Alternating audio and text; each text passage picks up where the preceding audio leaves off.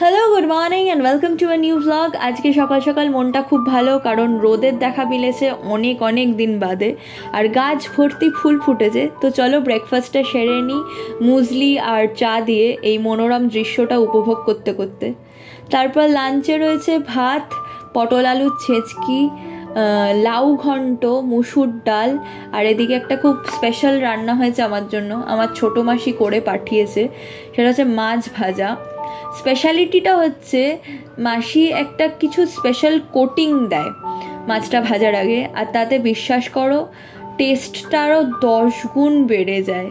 তো তোমরা জানিও কার কার মাছ ভাজা আর মুসুর ডাল খেতে ভালো লাগে, আর রেসিপি দরকার হলেও জানিও। তারপরে পুতুলটা যে সন্ধ্যাবেলা আমাদের বাড়ি এসছে, আর সারা সন্ধে ওকে নিয়েই কেটে গেল। এখন ডিনার টাইম হয়ে গেছে। ডিনারে রয়েছে চিকেন স্টু আর স্যালাড, তার সাথে রয়েছে একটা বয়েলড এগ। ব্যাস, চলো আজকের ব্লগটা এই পর্যন্তই। See you in a next blog. ভালো থেকো।